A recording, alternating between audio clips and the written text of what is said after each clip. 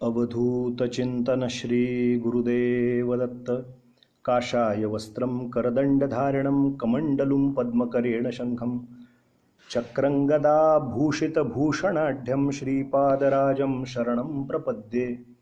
दत्तात्रेयं प्रपद्ये शरणमनुदिनं दीनबन्धुं मुकुन्दं नैर्गुण्ये सन्निविष्टं पथि परमपदं बोधयन्तं मुनीनां. भस्माभ्यङ्गं जटाभिः सुललितमुकुटं दिक्पटं दिव्यरूपं सह्याद्रौ नित्यवासं प्रमुदितममलं सद्गुरुं चारुशीलं. काषाय वाससमजं कमलाक्षमेकं मालाकमण्डलुधरं रमणीयलीलं. गोष्वान् क्रीडनपरं निगमान्तकेलिं देवत्रयात्मकमहं सततं नतोऽस्मि. कामं कल्पद्रुमो इहेष साधुवृन्दानुसेवितः दत्तात्रेयो महायोगी कलौ श्रीपादवल्लभः. अवधूतचिंतन श्री गुरुदेव दत्त. श्रीपाद श्रीवल्लभ श्रीमन्नृसिंह सरस्वती स्वामी महाराज की जय. श्रीमद वासुदेवानंद सरस्वती स्वामी महाराज की जय. श्रीमद रंगावधूत स्वामी महाराज की जय. सब संतन की जय. बाल गोपाल की जय. जय जय रघुवीर समर्थ. आर्य सनातन वैदिक हिंदू धर्म की जय. भारत माता की जय. जय जय रघुवीर समर्थ. योऽन्तः प्रविश्य मम वाचमिमां प्रसुप्तां सञ्जीवयत्यखिलशक्तिधरस्वधाम्ना. अन्यांश्च हस्तचरणश्रवणत्वगादीन् प्राणान्नमो भगवते पुरुषाय तुभ्यम्. अवधूत चिंतन श्री गुरुदेव दत्त. श्रीपाद श्रीवल्लभ श्रीमन्नृसिंह सरस्वती स्वामी महाराज की जय. श्रीमद वासुदेवानंद सरस्वती स्वामी महाराज की जय. श्रीमद रंगावधूत स्वामी महाराज की जय. श्री गुरुदेव दत्त गुरुदेव दत्त गुरुदेव दत्त दत्त दत्त. श्रीपाद श्रीवल्लभ या फेसबुक पेजवरती आत्ता उपस्थित असलेल्या सगळ्या दत्तभक्तांना गुरुभक्तांना प्रेमपूर्वक नमस्कार. आणि हा व्हिडिओ उद्या यूट्यूबच्या मार्फत पाहणाऱ्या सगळ्या दत्तभक्तांना गुरुभक्तांना सद्भक्तांना माझा प्रेमपूर्वक नमस्कार. मंडळी, आदरणीय प्रधानमंत्री त्यांचा आज देशाला संबोधन असल्यामुळे आपण सगळ्यांनी आत्ता ते ऐकलेलं आहे. आणि आत्मनिर्भर असा भारत आपल्याला आता प्रत्येकाच्या योगदानानं पुढं न्यायचं आहे असं आवाहन देशाच्या प्रधानमंत्र्यांनी आता आपल्यापाशी सगळ्यांपाशी केलेलं आहे. शिवाय लॉकडाऊन 4 चौथा लॉकडाऊनचा टप्पा सुरू होणार आहे हेही आपण आत्ता सगळ्यांनी ऐकलं आहे. काही पॅकेजेसची उद्घोषणा केली गेलेली आहे. थोडासा सूर आपण लक्षात घेतला असेल तर स्वदेशी निर्मिती आणि स्वदेशी मालाची विक्री आणि स्वदेशी मालाचाच क्रय ते विकलं पण जावं आणि ग्राहकांनी तेच खरेदी करावं असं अगदी थेट न सांगता थोडं आडवळणानं साधारण आपल्याला सुचवलं आहे की या देशात निर्माण होणारे प्रॉडक्ट्स इथेच विकले जावेत. इथल्या लोकांनी त्याला एक महत्त्व द्यावं, त्याच्याविषयी मौखिक अशा पद्धतीने ज्याला म्हणतात माउथ पब्लिसिटी पण करावी असा एकंदरीत सूर आपण सगळ्यांनी थोडक्यात ऐकलेला आहे. आणि येणारी 21वं हे जे शतक आत्ताचं त्यातले 20 वर्ष पूर्ण झाले, हे डिकेड्स पूर्ण झालं, हे दशक तर पूर्ण झालं, पण याच्यानंतर येणारी जे दशक आहे 2020 ते 2030 या दरम्यानचा भारताचा होणारा प्रवास हा इथून पुढे बघण्यासारखा राहील. किंबहुना आपण ही महामारी आपल्या डोळ्यांनी पाहिली. यावेळेला जग कसं पद्धतीतून गेलं, संपूर्ण जगाची परिस्थिती कशी होती, भारताने कसा लढा दिला, भारतातल्या लोकांनी, काही निष्ठावंत लोकांनी घरात राहण्याचं कसं कार्य नीट पार पडलं, काही जण मूर्खासारखे रस्त्यावर कसे फिरत होते, काही जणांना फटके कसे बसले पोलिसांचे, इथपासूनचा रेकॉर्ड पुढच्या 50 वर्षानंतरच्या येणाऱ्या पिढ्यांना नक्की मिळेल. आणि त्याचे कुठेतरी आपण जेव्हा आपल्या 40, 50, 70, 80ला जी माणसं आत्ता ज्या टप्प्यावरती असतील ती म्हणतील आम्ही 30 वर्षापूर्वी असं लॉकडाऊन पाहिलं होतं, आम्ही 30 वर्षापूर्वी अशी महामारी पाहिली होती. आमचे आजी आजोबा सांगायचे की आमच्या लहानपणी की असं असं युद्ध व्हायचं, मग रात्री ब्लॅकआउट व्हायचा, मग त्या अन्नधान्याची अशी ओढाताण झाली. ते ऐकताना आम्हाला त्या युद्धस्य कथा रम्या म्हणून वाटायचं. पण त्या त्या टप्प्यावरती ती पिढी एक एक एक एक पाहत असते. तसं आत्ताची जी जनरेशन आहे, आत्ताची जी आपण पिढी आहोत, तर आपल्याला हे पाहायला मिळतं आहे असं समजूया. पण आहे या परिस्थितीमधून, प्राप्त परिस्थितीमधून आत्मनिर्भर आपण स्वतःहून आता भारताला म्हणून अगदी प्रामाणिकपणे सांगतो की जे देशात प्रॉडक्ट होतं त्या पुष्कळ वस्तू विकत घेण्याकडेच वैयक्तिक मी सुद्धा माझा एक कल ठेवलेला आहे पहिल्यापासून, की अगदी दात घासायच्या पेस्टपासून, ब्रशपासून आपण सुरुवात जर केली, पहिले काही दिवस आपल्याला वाटेल, पण आपण आपल्या लोकांना जर नीट उभारी दिली तर येतील ना त्यांच्यामध्ये सुद्धा. एक कोणीतरी उभा राहिल्यामुळे बाकी सगळे पूर्वी जे आपल्याला सांगत होते, आत्ता माझा विषय तो नाही आहे, पण येतंय ओघानं मनापासून म्हणून फक्त बोलतोय. एक उदाहरण आपल्याला फक्त समजावून सांगतो. माझ्या वयाच्या 15व्या-18व्या वर्षी तुमच्या पेस्टमध्ये हे आहे का, कोळसा आहे का, मूर्खपणा आहे हा, असं म्हणत होते ते. राखुंडी वापरता, दात घासायची हे वापरता, टूथ पावडर, झा गाना चाहिए. मग आमच्या पेस्टमध्ये काय आहे तर इथे खूप सारा फेस होतो, आमची ती स्मूथ आहे, ते असं आहे, ते तसं आहे, त्याच्यात हे आहे, ते आहे. आणि जेव्हा एक माणूस आला त्याने योगाचा प्रसार केला, आणि मी कोणाचा समर्थक किंवा नाही, पण आपण हे पाहत रेस्त भूमिकेतनं, जेव्हा या मोठ्या मोठ्या ब्रँडना त्याने धक्का लावला आणि नंतर जेव्हा सगळ्यांचं बस्तान हलायला सुरुवात झाली, मोठ्या मोठ्या तथाकथित ब्रँड असलेल्या कंपनींना, विदेशी ब्रँडवाल्यांना, तेव्हा लहानपणी आम्ही शाळेत असताना बी इंडियन बाय इंडियन म्हणून मुवमेंट करायचो, घराघरात जाऊन सांगायचो स्वदेशीचा स्वीकार करा, तेव्हा लोक वेड्यात काढायची. पण ही आता काळाची गरज आहे. एकाने एक माणूस उभा राहिला आणि त्याने अगदी कणकेपासून सगळ्या गोष्टी तुम्हाला बाजारातल्या सुद्धा भारतात विकत मिळतील म्हणून जेव्हा दाखवून दिलं, तेव्हा आता आपल्याच असलेल्या प्रॉडक्टना मूर्खात काढणारी लोक कालांतराने आता वेदशक्ती, त्याला नावंसुद्धा कशी, ऋषीमुनींनी हे तयार केलेलं, का आले हो वेदापाशी, का आले हो वेदाच्या ऋषेत. पूर्वी तुम्ही शिव्या घालत होतात ना आमच्या या परंपरेला, आणि मग आता तुमच्या जेव्हा हे लक्षात यायला लागलं, जेव्हा जेव्हा हे टी व्ही चॅनल्सवाले सुद्धा खोटे नाटेपणाने प्रचार प्रसार करतात, तुम्ही जेव्हा जेव्हा गोष्टी दाखवता, जनसंघाच्या मार्फत अनेक लोक आज कोरोनाग्रस्त असलेल्या ठिकाणांमध्ये जीवावर उदार होऊन आपला जीव धोक्यात घालून तिथे जातात, पण ह्या बातम्या टी व्ही चॅनलवरवाले कधी दाखवत नाहीत. मी कुठल्याही पक्षाचा किंवा कुठल्याही याचा नाही, माझी ती विचारधारा नाही, पण तळमळीनं देशासाठी काम करणाऱ्या लोकांना या देशामध्ये देशद्रोही म्हटलं जातं आणि देशासाठी झटणाऱ्यांना देशद्रोही म्हटलं जातं, आणि खुशाल फक्त गप्पा मारणारे लोक देशभक्त म्हणून मिरवून घेतात. कुठेतरी समाजाने राष्ट्र म्हणून आज विचार करायची खरंच गरज आहे की मी या देशात राहतो, त्या देशाचंच प्रॉडक्ट मी वापरीन, असा एक संकल्प हळूहळू का होईना आपण करूया. जितकं काही शक्य होईल त्याच्यावरती आपण आत्मनिर्भर होऊया. आपल्यालाच इथनं पुढे लाथ मारली पाहिजे आणि जिथे काही आहे तिथे मार्ग काढला पाहिजे येणाऱ्या काळामध्ये. तर आपण सगळ्यांनी मिळून एक चांगला संकल्प निश्चितपणानं करूया.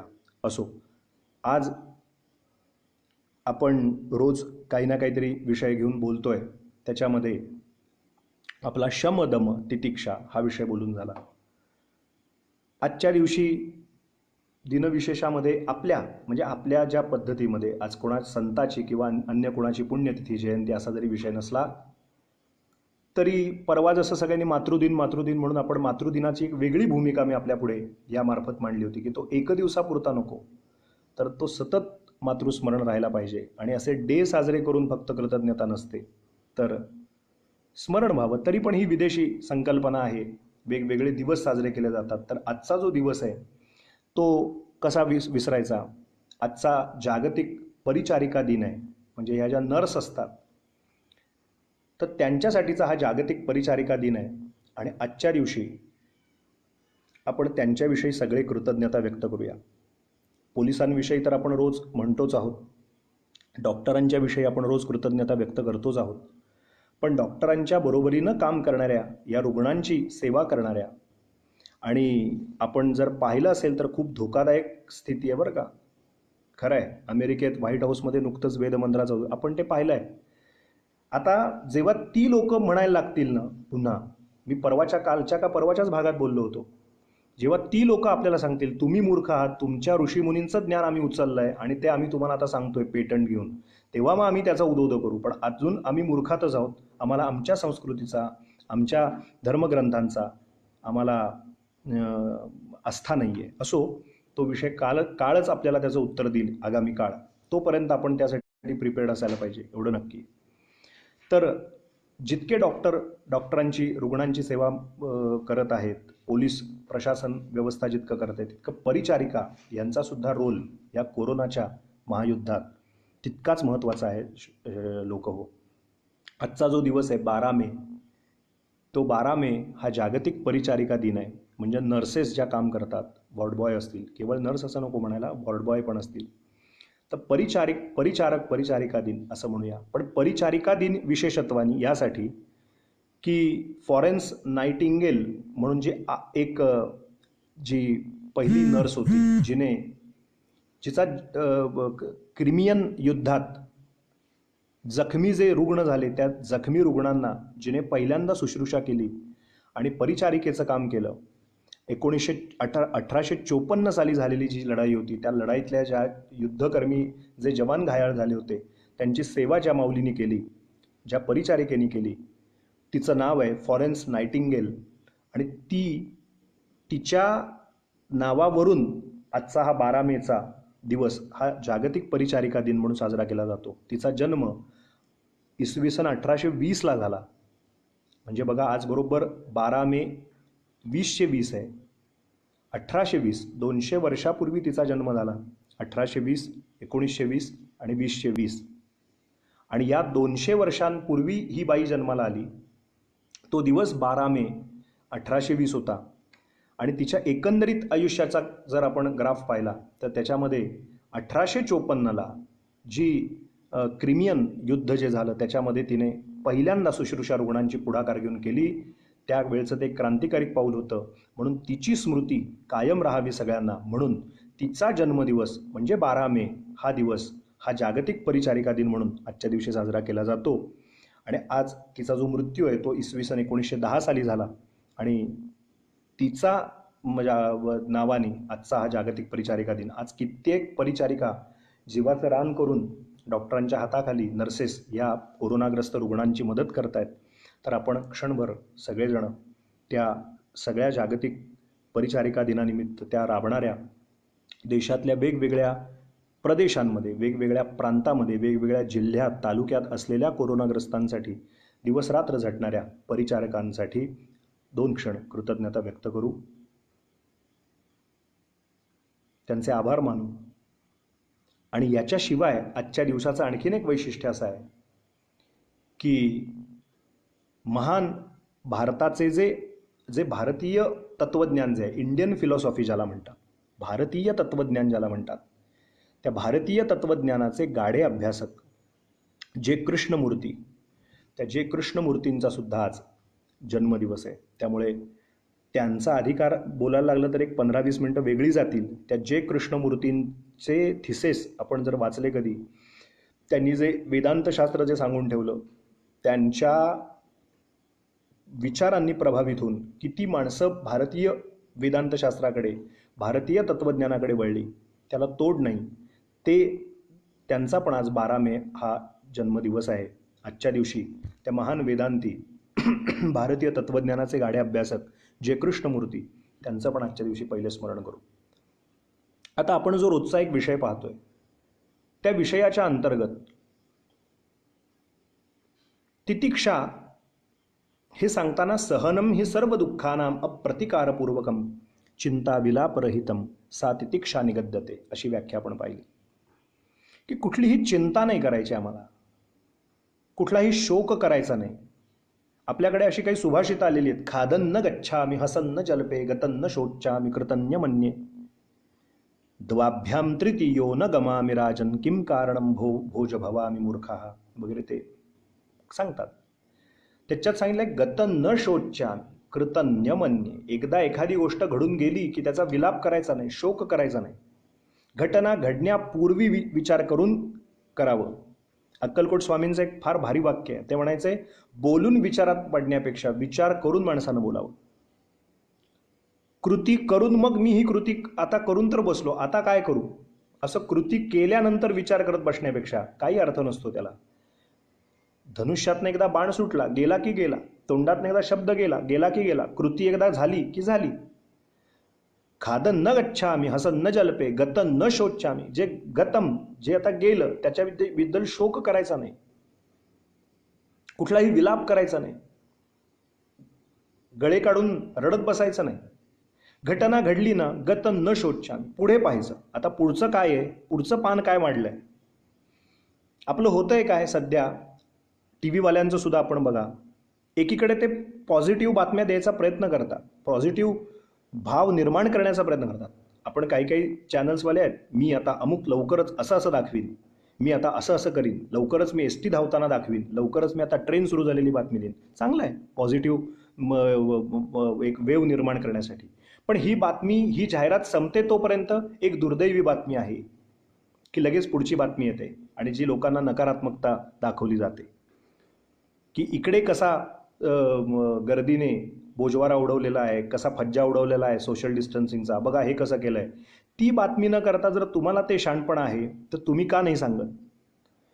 काही दिवसांपूर्वी शाहीनबाग नावाचं प्रकरण जेव्हा चालू होतं कोरोनाच्या आधी, तेव्हा ते सद्गुरू जे आहेत त्यांना एका दिल्लीतल्या मातब्बर पत्रकाराने ते सियाचीनकडे बर्फातनं जाताना प्रश्न विचारला होता की हे जे चालू आहे सध्या आंदोलन, सगळे इनसिक्युअर फील करतायत, सगळे अल्पसंख्याक आहेत, त्यांना अतिशय भीतीदायक वातावरण निर्माण केले गेलेलं आहे, ते असं आहे तसं आहे, ते धरणं धरून बसले, तुमचं काय मत आहे. त्यांनी सगळी ती बडबड बडबड ऐकली आणि त्या सद्गुरूंनी फार छान उत्तर दिलं.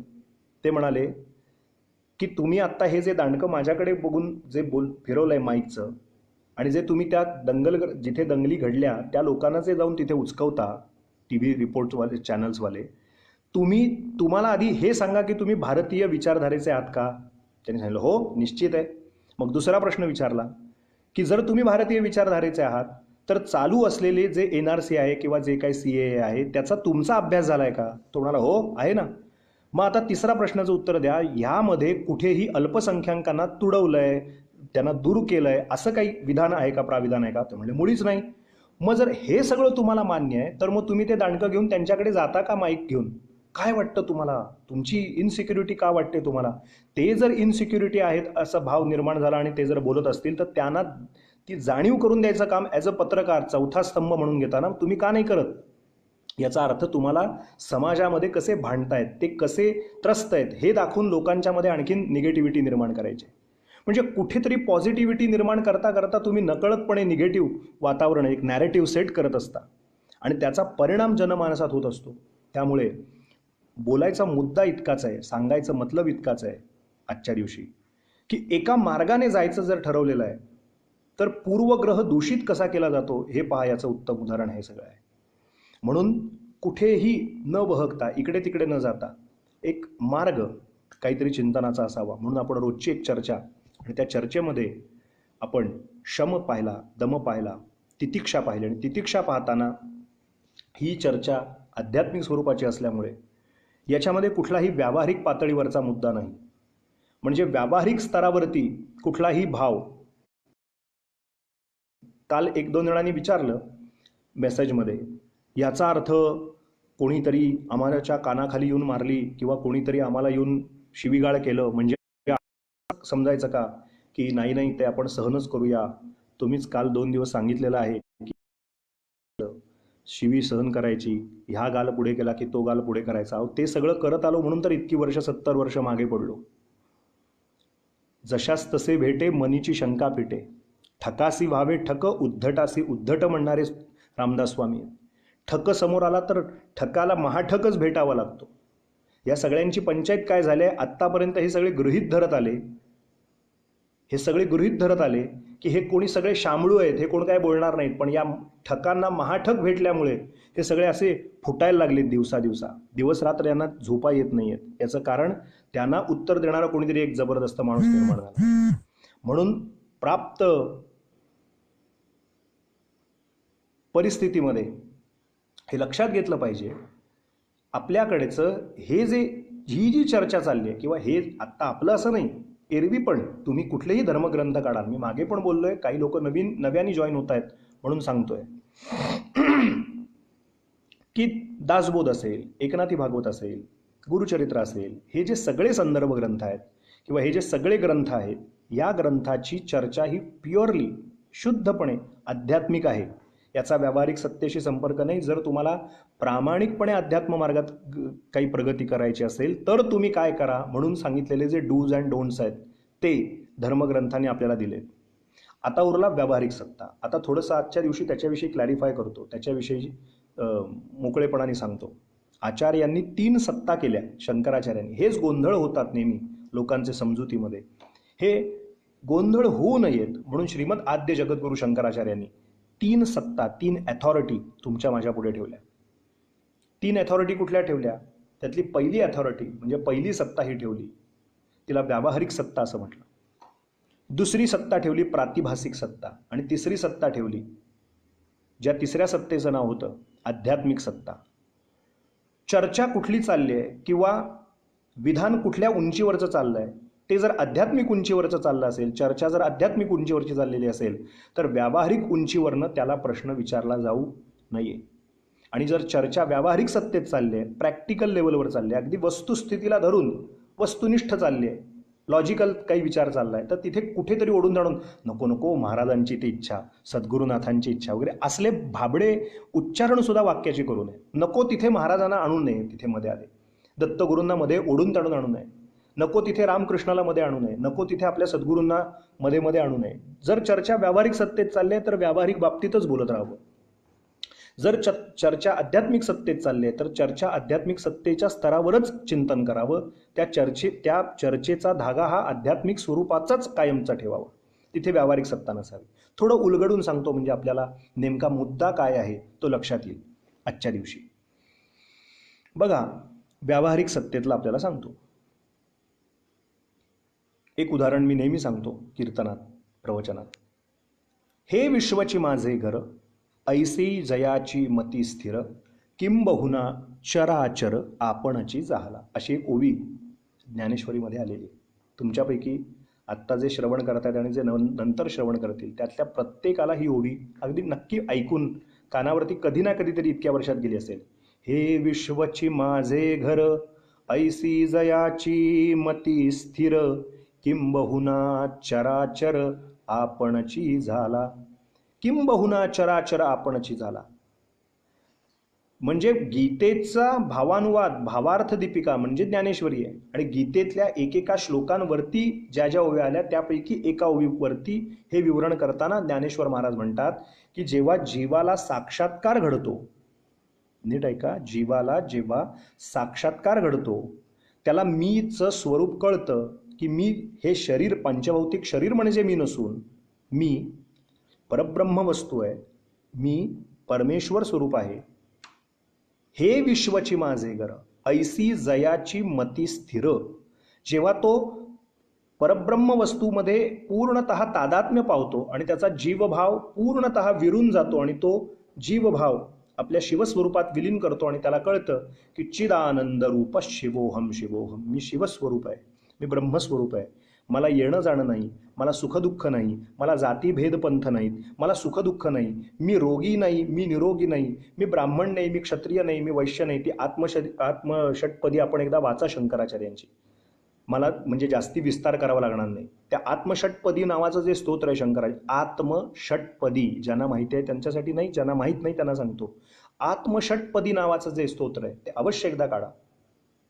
नमे मृत्यू शंका, मला आता मृत्यूची शंका नाही, मला जन्म आला म्हणून भीती नाही. म्हणजे त्याच्या इक्वल ऑपोजिट दोन्ही गोष्टी सतत त्याच्यात मेन्शन केल्या आहेत, सतत सांगितल्या गेलेल्या आहेत.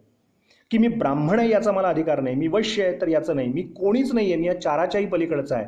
आणि त्याची खालची टॅगलाईन सतत खाली येते, चिदानंद रूप शिवोहम शिवोहम, मी चित आनंद स्वरूप आहे, शिवा अहम शिवा अहम शिवा अहम, शिवोहम शिवोहम शिवोहम, अशी त्याची टॅगलाईन येते खाली.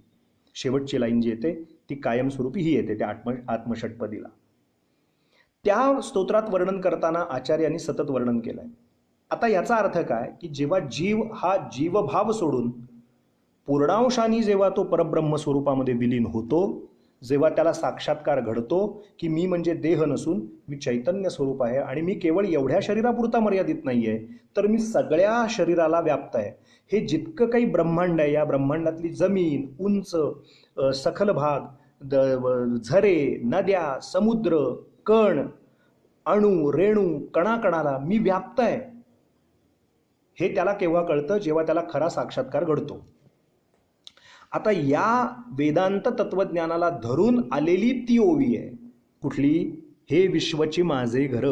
हे विश्वची माझे घर म्हणजे हे संपूर्ण विश्व, हे आता मी हे शरीर एवढाच मी मर्यादित नसून मी आता व्यापक मी आहे. हे सगळं विश्वच माझं आहे. हे विश्वची माझे घर, ऐसी जयाची मती स्थिर. आणि किंबहुना चर अचर, जे जे सजीव आहेत त्यांच्या ठिकाणी पण मी आहे, आणि जे अचेतन आहेत, चर अचर, जे अचर आहेत, जे हलू शकत नाहीत, दगड आहे, मगाशी बोललो, पर्वत आहेत मोठे मोठे, त्या अचेतन वस्तूंमध्ये सुद्धा मी आहे, चेतन वस्तूंमध्ये सुद्धा मीच आहे, आपणची झाला. आता ही आध्यात्मिक स्तरावरची आध्यात्मिक अथॉरिटी म्हणजेच आध्यात्मिक सत्तेतली उच्चतम ओवी आहे. गडबड काय होते? गडबड काय होऊ शकते? आता याच ज्ञानेश्वर महाराजांच्या लिहिलेल्या ओवीचा आधार घेऊन एखादा बॅग भरून एखाद्या अनोळखी माणसाच्या घरात गेला, दारावरती बेल वाजवली, आत शिरला आणि त्याने दार उघडलं. म्हणजे काय काय कोण कोण पाहिजे? काही नाही म्हणे, दार उघडा. का का नाही, दार उघडा. अहो पण काय तुमचं काम काय? नाही, मला आजपासून एक 15 दिवस तुमच्या घरात राहायचं आहे, बॅग घेऊन आलो आहे. आपण ठेवून घेऊ का? अनोळखी माणसाला घरात घेऊ का? तो म्हणाला, अहो पहिला प्रश्न विचारला, हे बघा, हे असल्या काहीतरी भंपकपणाने बोलू नका, तुम्ही कोण आहेत ते सांगा, तुमचा काय संबंध आहे आमचा ते आधी सांगा, तुम्ही कशाला आत येत आहे, तुमचं काय नाव गाव पत्ता परिचय काहीतरी सांगा. तो म्हणता, हे बघा, तुम्हाला त्याच्याशी काय घेणं देणं आहे? ज्ञानेश्वर महाराजांची ओवी वाचले मी, हे विश्वची माझे घर, ऐसी जयाची मती स्थिर. मी आजपासून, हे विश्वच माझं घर आहे, तुमचं घर ते माझं घर, मी आजपासून तुमच्या घरात येऊन राहणार. चालेल का? या ओवीचं प्रमाण घेऊन कोणीही कोणाच्या घरात जाऊन राहू शकतो का? नाही राहू शकत. हे याचं व्यावहारिक स्तरावरचं दृष्टांत आणि उदाहरण आहे. आपल्या निश्चित लक्षात आला असेल मुद्दा काय म्हणायचा आहे तो. आध्यात्मिक स्तरावरचं साक्षात्कार झाल्यानंतरचं जे बोललं गेलेलं वाक्य आहे ते व्यावहारिक सत्तेत आणलं, पंचायत आहे. आणि व्यावहारिक सत्तेत चालू असलेली चर्चा जर आध्यात्मिक स्तरावरती नेऊन ठेवली तरी पंचायत आहे. वर्षभर अभ्यास नाही केला आणि वर्षभर अभ्यास न करता नापास झालो, आणि जर शर्ती शेवटी म्हटलं दत्त महाराजांची इच्छा, जशी दत्त महाराजांची इच्छा. अरे दत्ताची इच्छा कुठली आली? तू अभ्यास केला नाहीस वर्षभर, तुझी इच्छा नव्हती. तू 10 फुटावरती, परीक्षा देणं हे तुझ्या हातातलं होतं, अभ्यास करणं हे तुझ्या हातातलं होतं, परीक्षा देणं हे तुझ्या हातात. तुझ्या प्रयत्नांना यश देणं हे दत्त महाराजांच्या हातात होतं, पण तू प्रयत्नच केला नाहीस, अभ्यासच केला नाहीस, वर्षभर अभ्यास केला नाहीस. आणि आता तुला मारुतीला तेल घालावंसं वाटतं का? आता तुला गणपतीची 21 आवर्तनं करावीशी वाटतात का? नको तिथे गल्लत जर केली व्यावहारिक सत्तेची आणि आध्यात्मिक सत्तेची. 8:55 गाडी आहे, माहिती आहे ना? मग 8:30 8:40 स्टेशनवर किंवा त्या एसटी स्टँडवर का हजर राहिला नाही? 8:55 गाडी आहे, 9ची गाडी आहे, म्हणजे 8:40 8:45 स्टेशनवर राहणं हे प्रॅक्टिकल लेवलवरती संयुक्तिक असं विधान आहे की तुम्ही 8:45 तिथे हजर असला पाहिजे. मग तुम्ही तिथे राहायचं नाही, त्यावेळेला हजर राहायचं नाही, आणि अगदी गळ्याशी आलं, 8:55 कसं बसं स्टेशनवर पोहोचलो, बघू आता महाराजांची इच्छा असेल तर गाडी मिळेल. अरे महाराजांची इच्छा कसली? तुझी इच्छा नव्हती, तू मूर्खासारखा घरात वेळ काढत बसलास, तू वेळेत पोहोचला नाहीस. इथे नको तिथे उठ सूट दत्त महाराजांना, कुठल्या तरी देवाला, आपल्या आराध्य देवतेला, इष्ट देवतेला, सद्गुरुनाथांना मध्ये आणायचं. ते करतील सुद्धा. माझ्या बाबतीत घडलेला एक प्रसंग आपल्याला सांगतो या निमित्ताने. एकदा आम्हाला गिरनारला जायचं होतं, आलो ओघाने म्हणून सांगतोय, आणि आमचे एक मित्र होते पुण्यातले,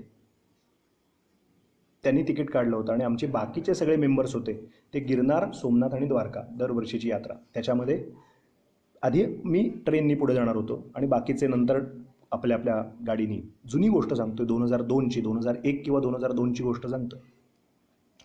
मी निगडीतनं निघालो, पुण्याच्या घरातनं निगडीला यमुनानगरमधनं, आणि वाटेत अडचण झाली, काहीतरी पंचायत झाली आणि काहीतरी चक्का जाम झाला, काय झालं, आणि मला ठोके वाढायला लागले कारण गाडीची वेळ ठरलेली होती. त्या वेळेमध्ये जर काही पंचायत झाली तर होणार. मी फोन लावला की म्हणलं असं असं झालं आहे, आता गाडी चुकते वाटतात. त्यावेळेला आहेत तिथनं बसमधनं उतर, रिक्षा कर. मी त्यावेळेला पुण्यातली जी मंडळी असतील त्यांना कळेल, पाटील इस्टेट, शिवाजीनगरचा भाग, पाटील इस्टेट म्हणतात त्याला, त्या स्टॉपला म्हणाले ते मला जे सांगणारे होते त्यांनी सांगितलं आहे तिथे उतर, तिथनं रिक्षा कर आणि डायरेक्ट तू पुणा स्टेशन गाठ, रेल्वे स्टेशन गाठ. मी आहे तिथनं उतरलो, रिक्षा केली आणि डायरेक्ट पुणा स्टेशनला पोचलो. पुणा स्टेशनला पोचलो आणि ते जरा थोडंसं सांगायचं झालं तर तुम्हाला विनोदानी मी नेहमी सांगतो, बरोबर जी लोकं असतात त्यांना माहिती आहे, अगदी दिलवाले दुल्हनिया ले जाएंगे पिक्चरसारखा, अगदी जसं अगदी शेवटचा शॉट असतो, गाडी त्या 1 नंबर, देवाच्या कृपेने 1 नंबर प्लॅटफॉर्मला उभी होती आणि मी अडकलेलो होतो एके ठिकाणी. आणि मी जसा रिक्षातनं उतरलो, पैसे दिले, बॅग पटकन काढली आणि तेवढ्यात 1 नंबरचं अनाऊन्समेंट होती. 1 नंबरला तिकीट तर त्याच्याकडे होतं, मित्राकडे आत, आणि जर ती चुकली असती तर माझी फार मोठी पंचायत झाली असती, मी पोचूच शकलो नसतो पुढे राजकोटला, आणि पुढे मला जुनागडला पोचून गिरनारला जायचं होतं. फार छातीचे ठोके वाढायला लागले, धडधड धडधड धडधड व्हायला लागली. तेवढ्यात अनाऊन्समेंट झाली की 1 नंबरला आहे. ते एकीकडे ऐकत होतो, बॅग काढली, पैसे दिले, सगळं झालं. तेवढ्यात इतकं सगळं लटांबर पूर्ण करून, गडबड पूर्ण करून स्टेशनला आत प्रवेश केला. बरं, तिकीट माझ्याकडे नाहीच, तिकीट त्याच्याकडे. आणि एवढ्या सगळ्या मुदतीमध्ये मला एकच, मी सतत फक्त जय गिरणारी जय गिरणारी मनातल्या मनात म्हणतोय, मला गाडी मिळू दे, गाडी मिळू दे. आणि कट टू कट अगदी त्या प्लॅटफॉर्मवर पाऊल ठेवलं आणि गाडी अशी सुटली होती, ऑलमोस्ट गाडी सुटली होती. गाडी सुटली आणि जो आतला होता तो मला सतत फोन करतोय, पण मला एकीकडे फोन घेऊ का, बॅग घेऊ का, धावू का, पळू का, गाडी पकडू का, काय करू असं काही सुचेना. फोन एकीकडे. मी आहे तसा पळत्या गाडीतनं त्यानं हात केला. तो जो कोच होता आमचा त्याला माहीत होतं, तो दाराशी मित्र येऊन उभा राहिला. अगदी जसं मी मगाशी म्हटलं तेच उदाहरण आहे. त्या अगदी त्याला हात दिला, त्याने ओढून पटकन, गाडीने काही फार मोठा स्पीड घेतला नव्हता, पटकन आता ती गाडी कशी बशी पकडणार, दिसतोय तो मित्र सुद्धा दारात उभा राहिलेला, पळतोय, मी पळतोय, दाराशी गाडी पकडतोय. एवढ्यात काहीतरी झालं. मी अतिशय मनापासून हाक मारतोय आणि ती गाडी काहीतरी कारण झालं, सुटलेली गाडी पुणा स्टेशनवरनं थांबली. किती, अगदी अर्ध्या मिनिटापुरती अशी जरा थांबली. थांबल्यानंतर तेवढा वेळ मला बरोबर चढायला झाला. एक अर्ध्या 1 मिनिटात गाडी पुन्हा सुरू झाली. पहिले तर एक 5 मिनिटं मी नुसता धापास टाकत होतो. त्या मित्राने पाणी दिलं, पाणी प्यालो, गाडीत बसलो आणि एवढ्यात सद्गुरूंचा फोन आला आणि त्यांचं सांगणं झालं, हे एकदा झालं, पुन्हा पुन्हा हे होणार नाही.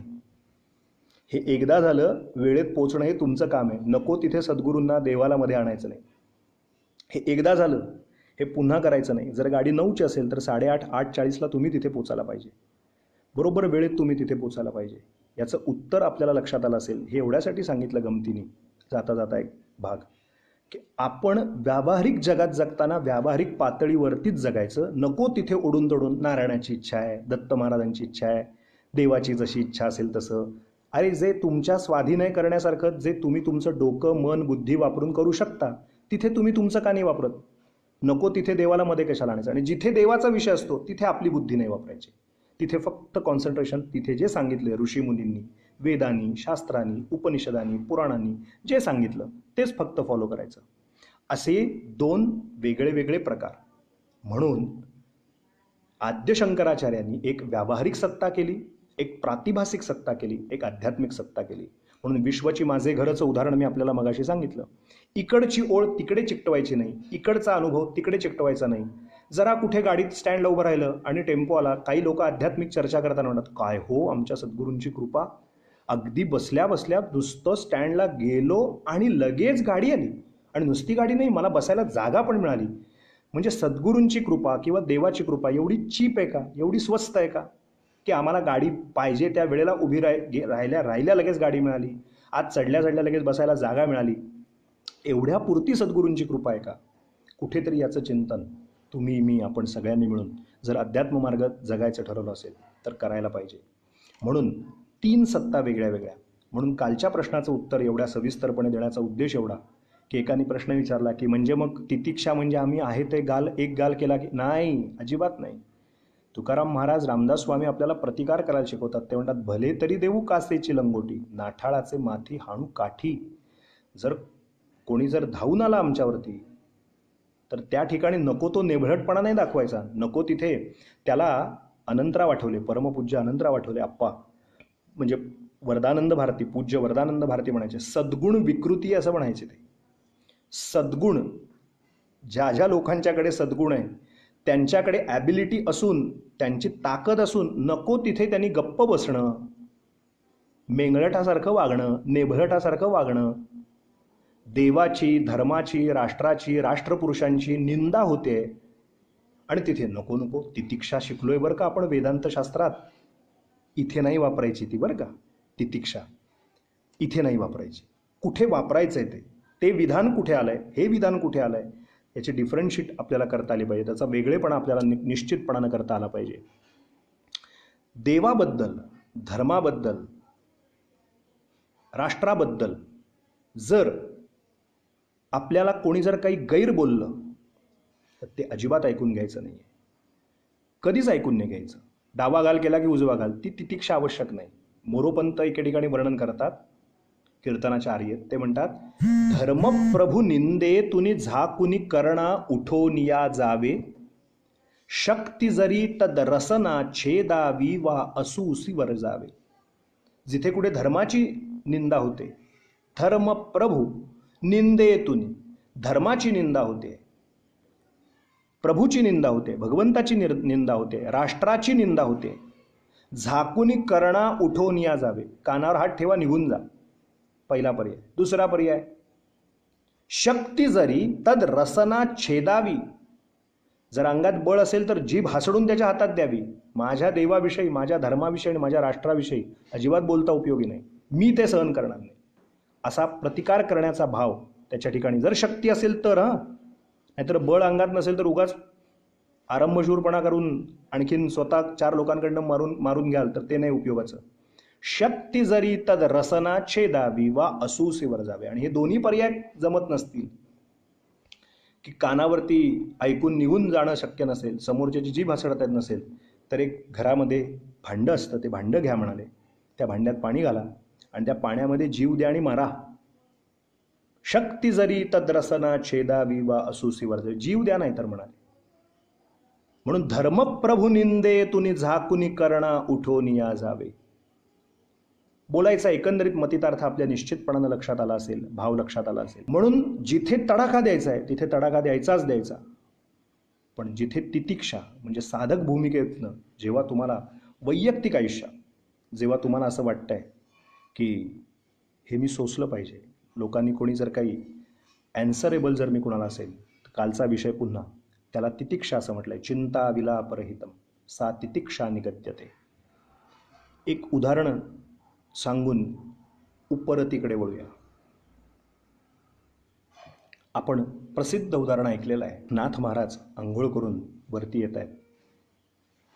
उदाहरण आपल्याला माहिती आहे, मला हे माहिती आहे, पण त्या उदाहरणातच दुसरं उदाहरण दडलेलं आहे. काल बोलताना म्हणालो, क्षमाबरोबर दम आहे आणि तितिक्षेबरोबर उपरती आहे. आपल्याला फक्त एका सज्जनाची तितिक्षा काय ते सांगतो आणि दुसऱ्याची उपरती काय ते सांगतो आपल्याला. आपण गोष्ट ऐकली असेल पुष्कळ वेळेला, की नाथ महाराज आंघोळ करून येत होते आणि काही लोकांनी मुद्दाम हेतुपुरस्सर असा एक प्रकार केला की यांना राग आला पाहिजे, यांना त्रास दिला गेला पाहिजे, म्हणून एका यवनाला सांगितलं. आणि तो एक यवन झाडावरती बसला होता, पानाचा विडा तोंडात तोबरा भरायचा. नाथ गोदावरीतनं आंघोळ करून तांब्या घेऊन वरती आले की वरती तांब्या घेऊन तो घराकडे सोहळ्यात निघाले की तो पानाचा पिंक नाथांच्या अंगावर थुंकायचा.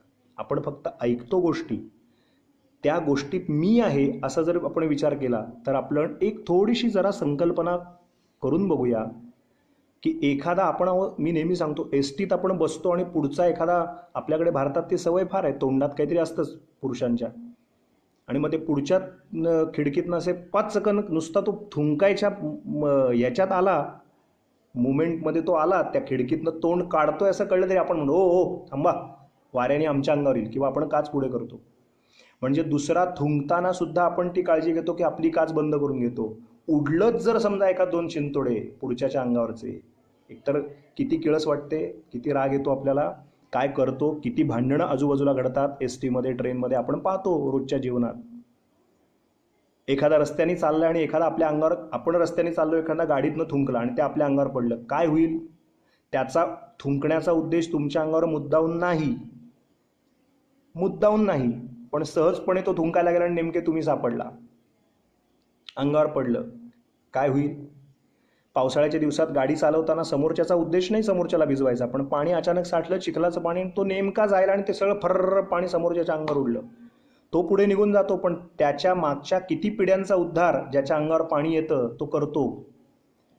माहीत असतं बुद्धीच्या स्तरावरती की ह्याने हे मुद्दाम नाही केलेलं, पण तरी संताप येतो की नाही एका क्षणात, तुम्हाला, मला, आपल्या सगळ्यांना. इथे तर हेतू पुरस्सर ठरवून यांना राग यावा म्हणून केलेली कृती होती. मग नाथांना राग यायला पाहिजे होता की नाही? पण इथे आध्यात्मिक स्तरावरती ते सिद्धांत वाचून केवळ उपयोग नव्हता, अभ्यास करून ठेवलेलं नव्हतं, ते इम्प्लिमेंट करायची वेळ होती. संत, कालचं एक मी वाक्य बोलताना म्हणालो होतो की प्रत्येक संताचं चरित्र हे शमाधी षटकांनी युक्त आहे, असं काल एक मी विधान केलं होतं. प्रत्येक संताचं चरित्र हे नित्यानित्य वस्तुविवेक, इहामुत्र फलभोग विरागा, शमाधी षटकांनी, समाधी षट संपत्तीने युक्त आणि मुमुक्षुत्वाने युक्त. त्यामुळेच परमेश्वरांनी त्यांच्यावर निरंतर कृपा केली, असं काल एक विधान केलं होतं. नाथांनी ते केवळ वाचलं नव्हतं की याच्यावरती कितीही हल्ला झाला तरी सुद्धा अप्रतिकारपूर्वकम सहनम हि सर्व दुःखानाम अप्रतिकारपूर्वकम चिंता विलापरहितम सात तितिक्षा निगद्यते. ऐकलं नव्हतं, नुसतं थुंकला, रागाने पण पाहिलं नाही, एकदा कटाक्ष टाकला, बरं, त्याने त्याचं काम केलं. नाथ परत गेले, पुन्हा आंघोळ केली, स्वच्छ आंघोळ केली, पुन्हा सोळ्यात उठले, पुन्हा तांब्या घेतला, ती कळशी घेतली, पुन्हा सोळ्यात घराकडे निघाले. असं म्हणतात चरित्रामध्ये की 108 वेळा तो थुंकला, 108 वेळा विडे तो थुंकला, आणि तो थुंकून थुंकून थुंकून थुंकून नाथांच्या अंगावरती थुंकून थुंकून तो थकला. थुंकणारा यवन. याच्यावरती कित्येक जण म्हणतात की 2 तडाखे द्यायला पाहिजे होते, एवढं नेबळटपणाने कशाला बघायचं. पण लक्षात घ्या, ते आम्ही नाही होत, ते एकनाथ महाराज आहेत, शांती ब्रह्म आहेत. ते शांतीचं मूर्तिमंत उदाहरण आहे. शांती इतकी त्यांच्या चित्तात आहे की त्यांना राग नावाचा विषयच नाही. पाहिलं तर अनुरागानंच सगळ्या जगाकडे पाहतायत, ते ब्रह्मभावनेनंच ते सगळ्या जगाकडे पाहतायत. त्यामुळे हा थुंकला म्हणजे याच्या निमित्तानं काहीतरी देवाची, नारायणाची इच्छा आहे, काही हरकत नाही, भगवंताची इच्छा आहे. एक कणही त्यांच्या चित्तातली शांती ढळली नाही, चरित्रात वर्णन आहे. शेवटी त्या थुंकणाऱ्या यवनाला लाज वाटली की अरे कुठल्या मातीचा हा माणूस बनलाय, मला तर पैसे मिळाले यांना राग आणण्यासाठी, आणि मात्र मी एवढा थुंकतोय, मला आता लाज वाटते माझ्या माणूस म्हणून घेण्याची की मी या एवढ्या संत सत्पुरुषावरती थुंकलो. पूजा तर राहू दे बाजूला, 4 फुलं पायावर घालायचं तर राहू दे बाजूला, पण मी किती ही लाळ आणि ते सगळं, ते पिंक आणि ते सगळं तोंडातला तो पानाचा तोबरा आणि ते पिंक सगळं त्यांच्या अंगावर थुंकलो. किती नीचात नीच माणूस आहे मी, किती हलकटपणाचा कळस केलाय मी. त्याच्यातला माणूस जागा झाला आणि तो वरतून खाली आला आणि नाथांचे पाय घट्ट पकडले, असं चरित्रात वर्णन आपण ऐकतो, वाचतो. त्याने पाय घट्ट पकडलेत आणि नाथांना प्रार्थना करतोय, महाराज मला माफ करा म्हणाला. तुमच्यासारख्या सत्पुरुषांना राग निर्माण व्हावा म्हणून मला पैसे दिले होते, मी ते आमंत्रण स्वीकारलं होतं, मी ते चॅलेंज, मी आव्हान स्वीकारलं होतं की तुम्हाला राग येऊनच दाखवतो. आणि त्याचं उत्तम उदाहरण आहे, एखाद्याला धक्का मारला, जरा तुम्हाला असं वाटतं की समोरच्याकडनं जर आपल्याला चांगला प्रसाद मिळाला, एक त्याच्या कानाखाली मारून बघा, काय घडतं ते बघा लगेच. एवढं कशाला, एक अपशब्द फक्त बोलून बघा, समोरच्यानं अरे म्हटलं की कार्य येतच समोरनं. इथे तर थुंकणं केलं, एकदा नव्हे 108 वेळा केलं, पण तुम्ही तुमच्या तोंडात एकदा सुद्धा ब्र सुद्धा काढला नाही. उफ्तक निकालू मुहसेना आशीष दो गुरुदेवजी. उफ्तक निकालू, उफ्तक म्हणजे ब्र सुद्धा न काढणं, तोंडातनं ब्र सुद्धा न काढणं. उफ्तक निकालू मुहसेना आशीष दो गुरुदेवजी. सहन मैं इतना करू प्रतिकार कुछ भी ना करू, मी कोणाला कुठलाही प्रतिकार करणार नाही. उफ तक निकालू मुह सेना आशीष दो गुरुदेवजी, सहता रहू सहता रहू सहता रहू गुरुदेवजी. का असं कुठल्या मातीचे तुम्ही बनलाय? त्याच्या डोळ्यात अश्रुधारा सुरू झाल्या. त्याने नाथांना प्रश्न विचारला. आपण फक्त इथपर्यंतच गोष्ट ऐकतो, याच्यानंतरचं एक वाक्य फक्त ऐकतो आणि गोष्ट थांबवली जाते. आपण एवढं ऐकतो की एकनाथ महाराज पुढे त्याला म्हणाले की बाबा रे, तू काही वाईट वाटून घेऊ नकोस. माझा खूप वर्षापूर्वीचा गोदावरीत 108 वेळा स्नान करण्याचा संकल्प होता, पण माझ्या या आयुष्यात तो पूर्ण होईल की नाही अशी शंका निर्माण झाली. म्हणूनच पांडुरंगाने तुझी योजना केली आणि तू 108 वेळा थुंकलास आणि म्हणून माझ्याकडनं 108 वेळा स्नान झालं. तुझं पण छान छान, माझं पण छान छान वगैरे अशा आशयाचं आपण ऐकतो आणि थांबतो. हे नाथ महाराज बोलले हे नक्की आहे. काही लोक म्हणतात की त्यांनी प्रतिकार करायला पाहिजे होता. मगाशीच बोललो, आपल्यात आणि संतांच्यात गल्लत करायचं काही कारण नाही. आपण आहोत, संत आहेत, ते सोसतात. साही अपराध जनाचे, काल सांगितलं, योगी पावन मनाचा, साहे अपराध जनाचा. त्यांनी ते सहन केलं. आता इथपर्यंतची गोष्ट माहिती आहे, पुढे ऐका. तितिक्षेचा धर्म नाथांनी पाळला. श्रोते हो, सज्जन हो, तितिक्षेचा धर्म नाथांनी पाळला, पण ह्याच्यामुळे उपरती मात्र झाली त्या यवनाला. काय सुंदर भाग आहे का. म्हणून मी काय म्हणालो, शमाबरोबर दम आहे. शम दम, तितिक्षा उपरती. तितिक्षा झाली, नाथांनी तितिक्षेची कसोटी पार केली. तितिक्षेच्या कसोटीवरती भगवान एकनाथ महाराज उभे राहिले. पण असं वर्णन आहे, त्याने त्याच दिवशी पायावरती शपथ घेतली आणि सांगितलं, या महामूर्खांच्या नादी लागून मी तुम्हाला उचकवण्याचा, चिडवण्याचा, राग निर्माण होण्याचा भरपूर प्रयत्न केला, पण मी असफल झालो. किंबहुना मला आता माणूस म्हणून घ्यायला लाज वाटते की मी तुमच्यासारख्या महासिद्धावरती, सत्पुरुषावरती थुंकलो, नको नको ते वागलो. पण आजपासनं शपथ घेतो, उपरती झाली. उपरती हा पुढचा जो शब्द आहे साधन चतुष्टयातला, आजपासनं मी बाकीचे माझे क्रूरपणाचे सगळे व्यवहार सोडून, माझे बाकीचे जे काही मी माझ्या वागण्या बोलण्यातलं जे अश्लाघ्यता आहे ती सगळी सोडून, आजपासून हे संपूर्ण शरीरानं, मनानं, बुद्धीनं, वाचेने मी तुमचा दास होईन. तुम्ही मला सांगाल ते मी करीन. आणि तो पुढे नाथांच्या वाड्यामध्ये दारावरती द्वारपाल म्हणून राहिला. त्याने सेवक म्हणून काम केलं. नाथांनी त्याला अंतर दिलं नाही. आपल्या घरामध्ये, आपल्या वाड्यामध्ये त्याला चाकरी दिली, म्हणजे त्याला नोकरी दिली, त्याला पोटापाण्याची त्याची व्यवस्था लावली. उपरती त्याला झाली. तितिक्षेची कसोटी नाथाने दिली. म्हणजे उपरतीला, तितिक्षेला जोडून उपरती हा शब्द आहे. आता थोडीशी रिव्हिजन आहे त्या उपरोक्त वेळात करायची. कशाची रिव्हिजन, कशाची उजळणी? तर गेल्या 12-15 भागांपूर्वी आपल्याला जर स्मरत असेल, आठवत असेल,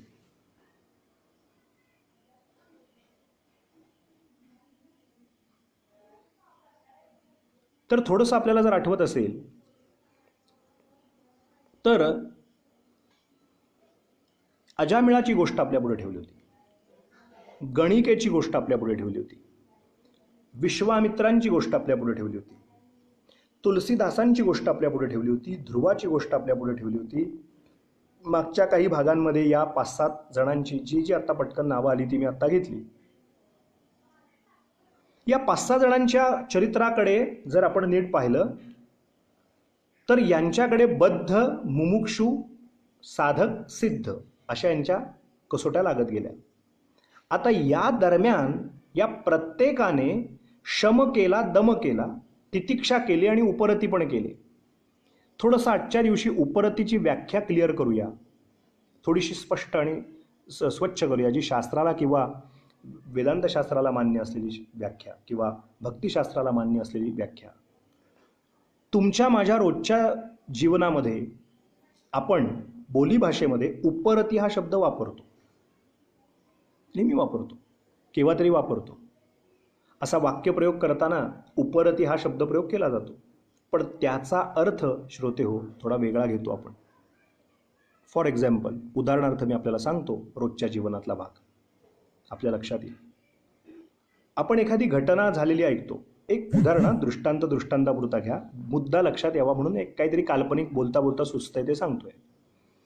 एखादी ब्रेकिंग न्यूज संध्याकाळी येते, मुंबईसारख्या ठिकाण असेल, ठाण्यात एखादा राहत असेल किंवा दादरला एखादा राहत असेल, कुठेतरी राहत असेल मुंबईच्या भागात, आणि एखादा डोंबिवलीकडनं किंवा ठाण्याकडनं दादरकडे जाणारा एखादा रोजचा प्रवासी असेल आणि दादरमध्ये काहीतरी घटना घडली, काहीतरी हाणामारी झाली, 2 घटकामध्ये काहीतरी झालं किंवा काहीतरी घटना काहीतरी घडलं, असे काहीतरी एखादी घटना घडली की ज्याच्यामुळे रेल्वे प्रवास किंवा तिथे काही काळासाठी जमावबंदी केली, पोलिसांनी काय काय केलं आणि मग ट्रेन्स बंद झाल्या, मग त्याच्यामुळे लोकांना अचानक रस्त्यावर आली, आपण ते टी व्हीवर बघतो, रेल्वे रुळावरती उभी राहिली, प्रवाशांचे हाल सुरू झाले, इत्यादी इत्यादी, अशा काही बातम्या आपण वाचतो. मग लोक, जो ठाण्याकडनं किंवा डोंबिवलीकडनं जो निघाला होता, तो एकटा प्रवासी निघाला होता दादरला आणि अचानक त्याला काहीतरी काम आलं आणि अशा तर पुष्कळ गोष्टी आहेत. सुहास नामदोशी, नाथांच्या पुष्कळ गोष्टी आहेत. ती पण तशीच आहे गोष्ट. नाथांचं चरित्र तेच तर सांगतो. एक आपल्याला कामापुरतं म्हणून एक आत्ता मी आपल्याला सांगितलं, अशा अनेक गोष्टी आहेत एकनाथ महाराजांच्या. नाथांच्या बायकोची आपण बोललेली गोष्ट खरी आहे. सांगाल का? बरं सांगतो, हे आधी पूर्ण करतो मग सांगतो. हरकत नाही, तुमच्या तोंडून देव सुचवतो असं समजतो आणि सांगतो, काय हरकत नाही, तुमची इच्छा पूर्ण करतो. तर आधी हे सांगत होतो की एखादा ठाण्याकडनं किंवा डोंबिवलीकडनं मुंबईला निघाला होता, पण काहीतरी काम झालं आणि त्याला कोणीतरी फोन आला आणि तो आपल्या एखाद्या कुठल्या तरी मित्राला भेटायला गेला आणि जो जाणार होता मुंबईला तो गेला नाही. आणि एवढ्या मधल्या टप्प्यामध्ये तिकडे काहीतरी गडबड झाली दादरला आणि काही ना काही कारणाने ट्रेन्स बंद झाल्या किंवा काय जे लोकलचं जे ट्रान्सपोर्ट होतं ते बंद झालं, तिकडे काहीतरी हाणामारी झाली, दंगल झाली, काय झालं ते झालं. माणूस बोलताना रात्री काय म्हणतो, ठाण्याला किंवा डोंबिवलीत राहणारा तो इसम, अहो मी तर खरं निघालोच होतो, 2:55ची ट्रेन पकडली असती तर मी 3:30 वाजता दादरमध्ये हजर झालो असतो, 4 वाजताच तिकडे ती दंगल झाली किंवा 4 वाजताच तिथे हाणामारी झाली किंवा 4 जे काय झालं ते तिथे 4 वाजता झालं आणि नंतर तर हे बघा ट्रेन पण बंद झाल्या. काय मला उपरती झाली, नेमका काय आठवण झाली, मला उपरती झाली आणि मी तिकडे गेलो. मी उदाहरण का सांगितलं, हे व्यावहारिक सत्तेत आपण पटकन बोलताना एखादी उदाहरण सांगताना काय मला उपरती झाली आणि मी तिकडे न जाता तिकडे गेलो, अशा आशयानं उपरती हा शब्द नेहमी वापरतो आपण सगळे. अशा आशयानं, म्हणजे एखादं काहीतरी घडणारी घटना होती आणि आपण नेहमी बहुतांशी वेळेला आपण उपरती हा शब्द याच पॉईंट ऑफ व्ह्यूनी वापरतो, याच सूत्राने वापरतो. काय मला उपरती झाली हो, नाहीतर मी उद्या तिथे गेलो असतो ना, पंचायत झाली असते. आता हे लॉकडाऊनचं उदाहरण घ्या. काही जण म्हणतील बरं झालं बाबा 20 तारखेला नरसोबावाडीला आलो पुण्यातनं, काय मला उपरती झाली कुणास ठाऊक, नाहीतर पुण्यात अडकून पडलो असतो. उपरती हा शब्दप्रयोग आपण अशा आशयाने वापरतो. काहीतरी भयानक होणार होतं किंवा काहीतरी विचित्र होणार होतं आणि त्यातनं मला काहीतरी सुचलं आणि मी ते केलं नाही आणि मग माझं त्यातनं मी कसा बचावलो, अशा आशयाने आपण उपरती हा शब्दप्रयोग वापरतो. इन शॉर्ट, आपल्या आता लक्षात आलं असेल. पण अशा आशयानं त्याचा अर्थ नसून, उपरती या शब्दाचा अर्थ अगदी तत्वतः असा नसून, आपण जो वापरतो तसा नसून, विषयांमधून चित्त काढून घेतलं जातं. पंचविषयांविषयी जी आपण चर्चा केली होती, पंचभिरे व पंच, परवा आठवत असेल मागचं काही 3-4 एपिसोड पूर्वीचं, तर शब्द स्पर्श रूप रस गंध हे कायमस्वरूपी आनंद देणारे नाहीत. ते ज्याला म्हणतात निस्तेज आहेत, ते बेचव आहेत, त्यांना कितीही चघळत बसलो तरी त्यातनं काहीही आपल्याला मिळणार नाही. ही दृढ भावना झाल्याच्या नंतर मग उपरती होते आणि विषयातनं ते मन काढल्या जातं आणि ते मन भगवंताच्या चरणी लावलं जातं. त्याला उपरती असं म्हणतात. म्हणजे आपले दुर्गुण आहेत त्यांचा त्याग केला जातो, सद्गुणांकडे वृद्धी व्हावी याविषयी जीव आकृष्ट होतो, दुर्गुणांचा हेतुपुरस्सर त्याग करतो, सद्गुणांची वृद्धी करायचा प्रयत्न करतो आणि भगवंत स्वरूपापाशी विलीन होण्यासाठी तो मार्गक्रमण सुरू करतो. त्याला उपरती, म्हणजे आपल्या जो हृदयात अगदी जवळ आहे, उपस्थित आहे, त्याच्याविषयी रती निर्माण होते, मग देवाविषयी प्रेम निर्माण होतं. तुकाराम महाराजांच्या जो चढता क्रम साधनेचा तुकाराम महाराजांनी सांगितला, त्यात ते म्हणतात की काय बरं प्रसिद्ध प्रमाण आहे, एक प्रसिद्ध अभंग आहे तुकाराम महाराजांच्या याच्यावरती. ते म्हणतात, संत चरण रज लागता सहज वासनेचे बीज जळून जाय. मग हा शब्द प्रयोग केलाय. मग मराठीतला जो मग नावाचा शब्द प्रयोग आहे तो तिथे केलाय. संत चरण रज लागता सहज वासनेचे बीज जळोनी जाय, मग रामनामी उपजे आवडी, सुख घडोघडी वाढू लागे. कंठी प्रेम दाटे नयनी निरलोटे, हृदयी प्रगटे रामरूप. ते हळूहळू हृदयात परमेश्वर शक्ती आपल्यात विराजमान आहे हे नामस्मरण करून, उपासना करून, साधना करून कळायला लागतं. उपासना करून उपस्थित असलेल्या विषयी, हृदयात उपस्थित असलेल्या विषयी रती, प्रेम निर्माण होते. त्याला उपरती असा शब्दप्रयोग केला आहे. म्हणजे विषयातलं चित्त काढून ते चित्त दत्तामध्ये गुंतवणं, याचं नाव उपरती. थोडक्यात व्याख्या करायची झाली तर पुन्हा वाक्य सांगतो. विषयातलं चित्त काढून ते चित्त दत्तामध्ये गुंतवणं. मय्येव मन आधत्स्व मयि बुद्धिम निवेशय, निवसिष्यसि मय्येव अतः ऊर्ध्वन्न संशयः. असं जे गीता सांगते त्याचा अर्थ हाच आहे. उपरती व्हावी लागते. म्हणजे काय, आपल्या हृदयस्थ परमात्म्याविषयी प्रेम निर्माण होतं आणि विषयांबद्दल तो निरासक्त होतो, निर्विषय स्थितीकडे जायला लागतो. त्याला त्यातलं जे नश्वरता आहे ती कळते की हे चघळत बसलो किती मरणापर्यंत तरी यातनं मला सुख मिळणार नाही. एकदा एक कुत्रा बसला होता आणि तो कुत्रा चघळतोय, काहीतरी खातोय, रक्ताचं थेंब यायला लागले तोंडातनं, आणखीन जोरजोरात चघळून खातोय, असं तोंड करून खातोय. हाड चघळत होता, हाड. आता हाड इतक्या जोरजोरात चघळत होता. एक महापुरुष सत्पुरुष चालला होता शेजारून. तो म्हणाला, अरे लेका, ते तोंडातलं घातलंयस ते हाडू काढ ते तोंडातलं. काल्पनिक गोष्ट आहे, आमचे गुरुजी सांगायचे. त्यातलं तत्व फक्त घ्यायचं, दृष्टांत असा पूर्णांशाने नसतो. त्या सत्पुरुषांनी सांगितलं. नाही तर एखादा बुद्धिजीवी म्हणेल, कुत्रा कसा काय बोलायला लागला, असले काही प्रश्न विचारायचे नाहीत. त्या सत्पुरुषांनी त्याला बोध केला, अरे ते तोंडातलं हाडूक काढ. तो म्हणतो, नाही हाडूक का काढू, हे खातोय ना, रक्त येत आहे, त्याच्यात मांस आहे म्हणाला. अरे ते म्हणले, मांस त्याच्यात नाही आहे, ते फक्त हाड चघळतोयस. ते चावून तुझ्या दातातनं आता रक्त येत आहे आणि तुला वाटतंय त्या हाडातनं रक्त येत आहे, मांसल भागातनं रक्त येत आहे. नाही, तुझ्या हाडातनं तुझ्या तोंडातनं, तुझ्या जबड्यातनं ते रक्त येत आहे. मग त्याने तो नाद सोडला. त्या कुत्र्याच्या हाड चघळण्यासारखं आपल्या सगळ्यांचं होत आहे. आपण विषयांमध्ये खूप अडकून पडतो. आमरस खायचा आहे. किती दिवस अजून आमरस खायचा आहे? मागे याच्यावर बोललोय. गोड खायचं आहे. किती गोड खायचं आहे? मला तिखट आवडतं, मग किती तिखट आवडतं? मला अमकं आवडतं, मला अजून किती दिवस ते आवडतं? थोडं खायला काही हरकत नाही, पण त्याची निरासक्त स्थिती, त्याच्याविषयी आता तिटकारा निर्माण केव्हा ना केव्हा तरी व्हायला पाहिजे ना. महाराज काय म्हणाले, देही अहंता, टेंबेस्वामी महाराज म्हणाले, देही अहंता जडली न मोडवे, ग्रहात मजस्त्री ममता न सोडवे, त्रिताप दावा नळ पोळीतो मला, दत्ता कृपा सावली दे नमू तुला. मी आता तुला नमस्कार करतो दत्ता. कामादि षडवैरी सदैव पीडिती, दुर्वासना अंगी सदैव ताडिती, त्राता दुजा कोड न भेटला मला, दत्ता कृपा सावली दे नमू तुला. त्या विषयांविषयी विरक्ती निर्माण होणं, याला उपरती असा शब्दप्रयोग शास्त्र किंवा भक्ती मार्गात, भक्तिशास्त्रात उपरती या शब्दाची अगदी तंतोतंत व्याख्या केलेली ती ही आहे की विषयातनं निघावं. आमचे पाटणकर काका आत्ता ऑनलाईन आहेत मला वाटतं.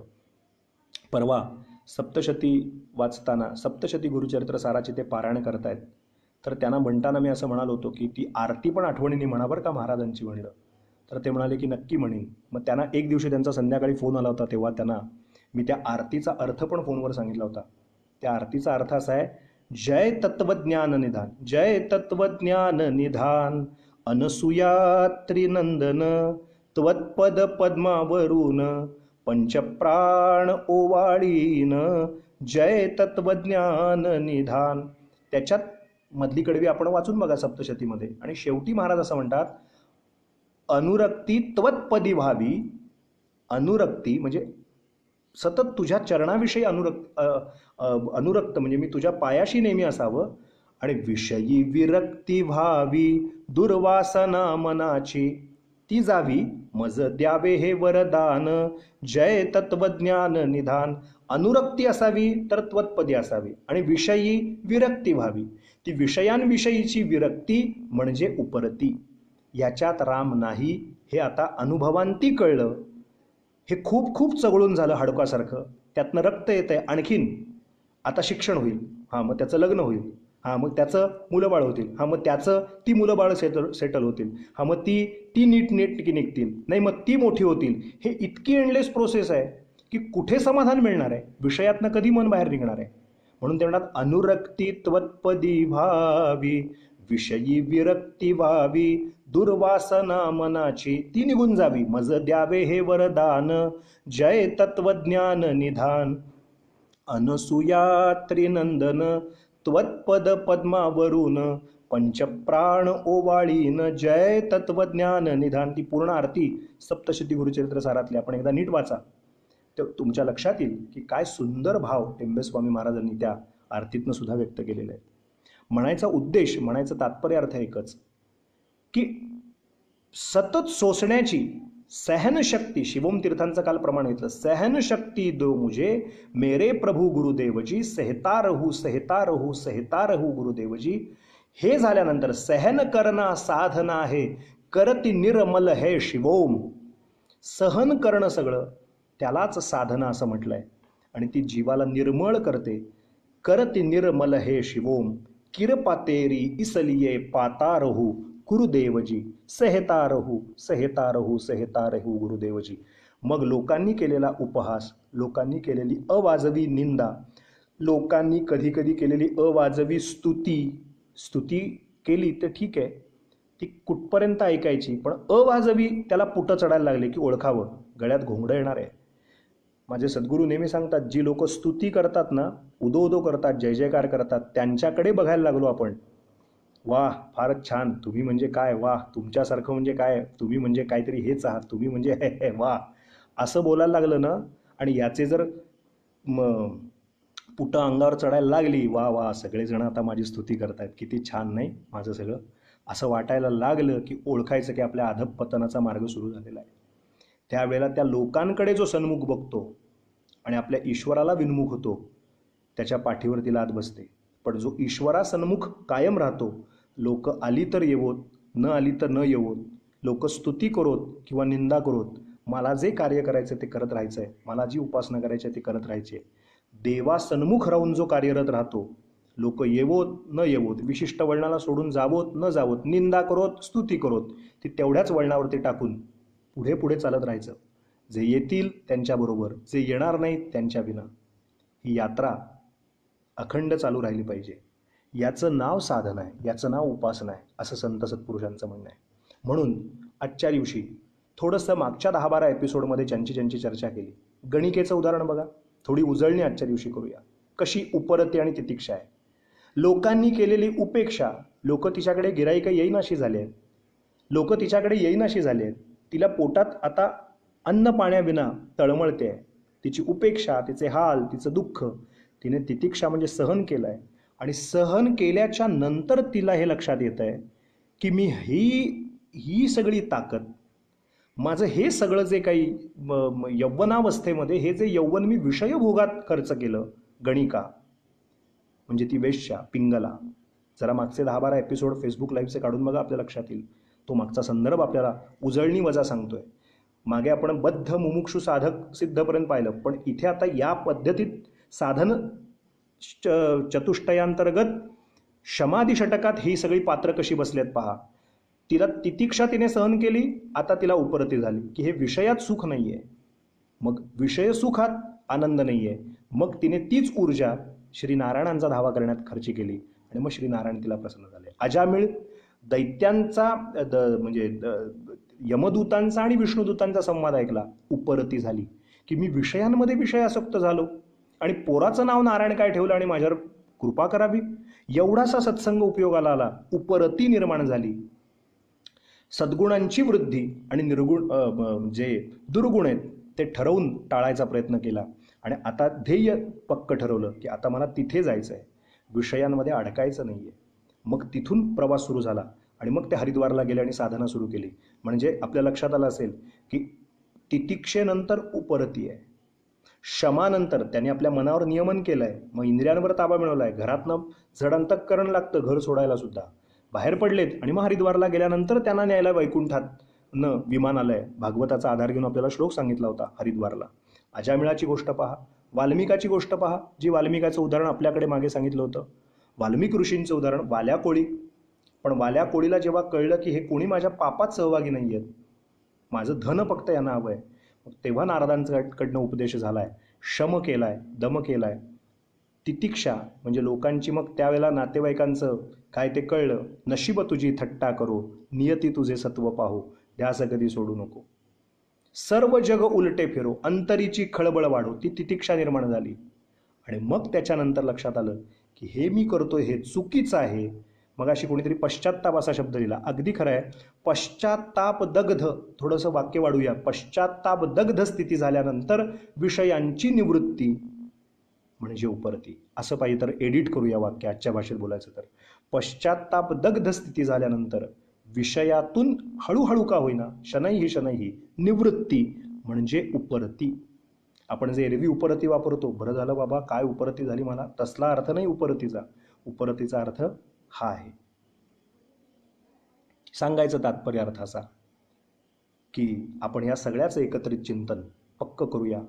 अजामिळाची गोष्ट असेल, गणिकेची गोष्ट असेल, वाल्या कोळीची गोष्ट असेल म्हणजे वाल्मिक ऋषींची गोष्ट असेल, किंवा तुलसीदासजींची गोष्ट असेल. मी आपल्याला तुलसीदासजींची गोष्ट सांगितली होती. त्यांची बायको म्हणाली की या नश्वर शरीरावरती एवढं प्रेम करता आणि त्या सापाला दोरीये समजून चढून आलात, प्रेताला लाकूड समजून त्याच्यावरती बसून आलात एवढ्या महापुरात, हेच जर प्रेम श्रीरामांवर लावलं असतात तर राम नसते का हो भेटले. तिथेच उपरती निर्माण झाली. आणि जे विषयासक्त होते, पश्चात्ताप दग्ध स्थितीतून विषयातून निवृत्ती होऊन तेच ताकद, तीच ऊर्जा, तेच प्रेम, तीच भक्ती, तीच आसक्ती ईश्वराविषयी लावली आणि मग त्यांच्या आयुष्यात रामप्रभूंचा साक्षात्कार झाला. ही उपरती आहे. आणि ही उपरती व्हायला खूप घासावं लागतं, खूप नाम घ्यावं लागतं. आणि खूप नाम घ्यायला लागल्यानंतर गोंदवलेकर महाराज असं म्हणतात की खूप नाम घ्यायला लागल्यानंतर नश्वर शरीराची आणि नश्वर प्रपंचाची किंमत साधकाला कळायला लागते. आणि ते नाम घेता घेता नाम सांगतं, नाम घेता घेता नाम साधकाला, नामधारकाला शिकवतं की तू ज्या जगात जगतोयस आणि ज्या जगाकडनं तू सुखाची अभिलाषा करतोयस, त्या जगात कधीही तुला सुख मिळणार नाही. तू त्या भ्रमासाठी नुसता धावत चाललायस. सुखाचा आभास क्षणभरासाठी होईल, पण तू सुखी कधी असणार नाही आहेस, कायमस्वरूपी सुखी कधी असणार नाही आहेस. काही काळासाठी तुला खुश कोणीही करेल. एखादं जेवण आज जेवलो, छान आम्हाला आनंद झाला, पण तो आनंद माझ्या कडेपर्यंत मला टिकणारा नाही आहे. आजच्या रात्री, अहो दुपारचं झालं की रात्रीची विवंचना आहे. दुपारी छान मिळालं हो प्रवासात, रात्री आमची याची जरा सोय नाही झाली, लगेच आपण रिॲक्ट करतो. हेच तर इथेच नश्वरता आपल्या लक्षात येते. दुपारचं छान होतं पण रात्रीचं नव्हतं. म्हणायचा मुद्दा आपल्या लक्षात आला असेल की टेंबेस्वामींचं एक प्रमाण मला आत्ता बोलता बोलता आठवलं, तेवढं सांगतो आणि थांबतो. टेंबेस्वामी बहुतेक 36व्या का 38व्या, आत्ता मला नेमकं अध्याय आठवत नाही, पण त्या अध्यायाच्या सांगतेला म्हणजे यदूचं चरित्र सुरू होतं त्याच्या अलीकडे का पलीकडे कुठेतरी टेंबेस्वामी महाराज, तो श्लोक मला आता आठवत नाही, उद्या नक्की सांगतो तुम्हाला, काढून बघून सांगतो. पण बहुतेक 36 किंवा 37-38व्या अध्यायात कुठेतरी अध्यायाच्या सांगतेला असं म्हणतात की जे अन्न प्रातःकाळी शिजवतो आपण, नीट आहे का, त्याचा भावार्थ आत्ता सांगतो फक्त, उद्या मी आपल्याला श्लोक म्हणून दाखवतो. तो जे अन्न सकाळी शिजवलं जातं आणि त्या शिजवलेल्या अन्नाला संध्याकाळपर्यंत आपण खातो, पण तेच अन्न दुसऱ्या दिवशी त्याला दुर्गंधी येते किंवा त्याला तार येते आणि ते खाण्याच्या लायकीचं ठरत नाही. जे अन्न सकाळी खाऊन रात्रीपर्यंत ठीक आहे, पण दुसऱ्या दिवशी सकाळी ते खाण्याच्या लायकीचं शिल्लक होत नाही, अशा अन्नावर पोसलं गेलेलं शरीर, अशा अन्नावर पोसलं गेलेला हा पिंड, त्याच्यात शेवटी त्यांनी म्हणलंय काये का नाम नित्यता. एवढं मात्र मला आत्ता पक्का आठवतंय, त्याची शेवटची लाईन ही आहे, काये का नाम नित्यता. म्हणजे जे प्रातरुत्थाय अन्नमतम असं काहीतरी श्लोकाची सुरुवात आहे. जे सकाळी अन्न खाल्लं जातं, शिजवलं जातं, ते दुसऱ्या दिवशी जर बाद होत असेल, खराब होत असेल, आणि त्या अन्नावर पोचलेलं शरीर कायमस्वरूपी टिकणार आहे का. काये का नामनित्यता. कशाला त्या नश्वर शरीरावरती आणि नश्वर शरीराच्या त्या निर्माण होणाऱ्या देहजन्य अशा सगळ्या सुखांवरती अवलंबून राहता. त्याच्यातून पश्चात्ताप दग्ध स्थिती निर्माण व्हावी आणि शब्द स्पर्श रूप रसगंध याविषयी तिटकारा आतून निर्माण व्हावा, मनापासून निर्माण व्हावा, भ्रामक नको, मनापासून निर्माण व्हावा, त्याला उपरती असं वेदांतशास्त्र किंवा भक्तिशास्त्र सांगतं. आजच्या दिवशी ती खुणगाठ आपण मनात पक्की बांधू. या सगळ्यांच्या आयुष्यामध्ये ध्रुव, गणिका, अजामिळ, वाल्मिक मुनी, तुलसीदासजी, सगळ्या गजेंद्र, सगळ्या गोष्टी ज्या ज्या आपल्या पुढे आत्तापर्यंत ठेवल्या, त्या सगळ्या चरित्राख्यानातून किंवा वेगवेगळ्या पण आख्यानातून प्रत्येकाने तितिक्षा सहन केल्यानंतर त्यांना कुठेतरी एक टर्निंग पॉईंट असा आला आयुष्यात. कोणाला काहीतरी रोग झाला, कोणाला तरी काहीतरी निर्माण झालं, कोणाला तरी या देहाची अनिश्चितता कळली. आता थोडं प्रॅक्टिकल लेवलवर बोलायचं तर कित्येक जणांना एखादा आर्थिक फटका बसल्यानंतर मग कळतं की हे चुकीचं होत होतं. काही जणांना शारीरिक फटका बसल्यानंतर कळतं की हे खोटं आहे आणि मी करत होतो ते आणि मला करायचं आहे ते, यात खूप तफावत आहे. मग पश्चात्ताप दग्ध स्थिती निर्माण होते. त्याला उपरती असं म्हणतात. उद्या बरोबर 8:30 वाजता मी आपल्याला 2 महत्त्वाची उदाहरणं उपरतीच्या बाबतीत सांग. तशी तर देता येतील तर पुष्कळ आहेत. आणि ते जे मगाशी माझ्या आता स्मरणात नाव नाही, कमेंटमध्ये ज्यांनी लिहिलं ते बहुतेक कुलकर्णी का कोणतरी होते, त्यांनी जी गोष्ट सांगली, आता पुन्हा आता बरीच स्टेशन गाडी पुढं गेल्यानंतर मागे यायला नको. उद्या मी ती पण गोष्ट ॲडिशनल नक्की सांगेन नाथांच्या पत्नीची. आणि ती अगदी 3 गोष्टी नक्की बघूया. नाथांच्या पत्नीची गोष्ट नक्की सांगेन, एक गोष्ट दत्त संप्रदायातली मला आपल्याला सांगायची आहे उपरतीची, आणि तिसरी एक महत्त्वाची गोष्ट जी मी स्वानुभवानी, माझा एक स्वानुभव म्हणजे मला एका सत्पुरुषाचा आलेला एक अनुभव. एका गावी कीर्तनाला गेलेलो असताना, आणि त्याने जो ज्याचा घेतला गुण तो सद्गुरू केला जाणं, म्हणजे त्यांनी दत्तकृपेने जी माणसं गेल्या 17-18 वर्षात कीर्तन करायला लागल्यापासून जी लहान वयापासून आत्ताच्या वयापर्यंत संपर्कात आली, त्यातलं एक अतिशय प्रॅक्टिकल लेवलवरती वेदांत केवळ न बोलणारे, पण केवळ बोलण्यापुरता नसून तो इम्प्लिमेंट करणारे असे एक अधिकारी, असे एक सत्पुरुष ज्यांचा समागम दत्तकृपेने घडला नर्मदेच्या किनारी. त्यांनी काय शिकवलं, त्यांच्याशी इंटरॅक्शन कसं झालं. त्यावेळेला माझं वय 17-18 असेल फार फार तर. गंगा दशहऱ्याच्या उत्सवासाठी तिथं गेलो होतो तर नर्मदा किनारी. तर त्यांनी काय शिकवलं आणि त्यांच्या त्या बोलण्यातनं काय काय शिकायला मिळालं, कितीतरी गोष्टी अद्भुत अशा कळल्या आणि त्यांचं जीवनचरित्र कळलं. तेव्हा त्यांची उपरती काय होती ती मी उद्या तुम्हाला त्या नर्मदा किनारी राहणाऱ्या सत्पुरुषाची गोष्ट सांगेन, ज्यांचं दर्शन आणि ज्यांचा सहवास मला लाभला. त्यांची गोष्ट उद्या सांगेन. एक गोष्ट दत्त संप्रदायातली सांगेन आणि एक गोष्ट नाथांची, ज्यांनी मगाशी सांगितली ती नाथांच्या पत्नीची पण एक गोष्ट नक्की सांगेन. आज इथेच थांबूया. दत्त महाराजांना प्रार्थना करूया की हे वैश्विक महामारीचं संकट दूर होवो, आपल्या सगळ्यांच्या सहनशक्तीला ताकद मिळो. सहनशक्ती दे मुझे मेरे प्रभु गुरुदेवजी, सहता रहू सहिता रहू गुरुदेवजी. तितिक्षा बहुतेक कोरोनाच्या काळात सगळ्यांची निश्चित वाढेल आणि झाली उपरती तर उपरती पण काही जणांना होईल. बघूया. क्षमादी षटकाने जर आपण संपन्न झालो तर चांगलीच गोष्ट आहे. दत्त महाराज सर्वत्रांचं कल्याण करोत. ज्या ज्या देशातले पेशंट दगावलेत दुर्दैवानी, याच्यात मृत्यू झालाय, त्यांना उत्तम सद्गती दत्तकृपेने लाभू दे. ते जिथे कुठे आहेत तिथे त्यांना उत्तम गती लाभू दे. जे आत्ता कोरोनाशी लढतायत आणि जे तडफडत आहेत, तळमळत आहेत, ज्यांच्यावरती उपचार चालू आहेत, त्यांना उत्तम आयु, चांगलं आरोग्य लाभू दे. शिवाय जे प्रशासकीय कामामध्ये काम करत आहेत, पोलीस असतील, डॉक्टर्स असतील, आज परिचारिका दिवस आहे, सुरुवातीला तिथनंच आपण सुरुवात केली, त्या परिचारिका असतील, म्हणजे नर्स असतील, वॉर्डबॉय असतील, या सगळ्यांना बळ या लढ्यामध्ये लढताना मिळू दे आणि आपल्या सगळ्यांचं धैर्य कायम राहू दे या प्राप्त परिस्थितीत, अशी मागणी दत्त महाराजांच्या चरणी मागूया. वर्षा कोटकर विचारत आहेत की दशाहरा म्हणजे काय, तर तो एक मोठा विषय आहे. मोठा विषय म्हणजे ज्येष्ठ प्रतिपदा ते दशमी या 10 दिवसात भगवती गंगा मातेचा उत्सव साजरा केला जातो. त्याला गंगा दशहरा उत्सव असं म्हणतात. त्याविषयी आपण बोलूच. शिवाय त्याच्यामध्ये असं वर्णन आहे की 3 थोडक्यात फक्त त्याचा काय म्हणतात त्याला ट्रेलर सांगतो. त्याचं म्हणजे त्याचं ट्रेलर असं आहे इच्छेची 4, शरीराची 3 आणि मनाची 3 अशी 4 आणि 3 7 आणि 3 10 अशी 10 पापं आपल्याकडनं कळत न कळतपणे घडतात आणि त्या पापांचं हरण व्हावं म्हणून भगवती गंगा माईला प्रार्थना केली जाते. खूप चांगला प्रश्न तुम्ही विचारलात. तर त्याला गंगा दश हरा, हे 10 दोष माझे तू दूर कर असं म्हणतात. तो उत्सव गंगेच्या किनारी राहणारी सगळी लोक साजरी करतात. ज्या ठिकाणी गंगेची मूर्ती आहे तिथे पण गंगाचा उत्सव साजरा केला जातो. तर त्याला गंगा दशहरा उत्सव म्हणतात. तो ज्येष्ठात असतो, ज्येष्ठ प्रतिपदा ते दशमी असतो. आज इथेच थांबूया. घोरात कष्टोद्धरणचा एक पाठ म्हणूया. सर्वेत्र सुखिनः सन्तु सन्तु सर्वे निरामयाः सर्वे भद्राणि पश्यन्तु मा कश्चित् दुःखमाप्नुयात्. कल्याण भावे सर्वांचे, कोणी दुःखी असू नये, ही प्रार्थना करूया. कामना मंगल सभी की. सुनंदा परांडेकर ताई विचारतायत तुमच्याविषयी. ओके, याविषयी पण मला 2-4 जणांचे मेसेजेस आले होते. त्याबद्दल सांगतो की तुम्ही जर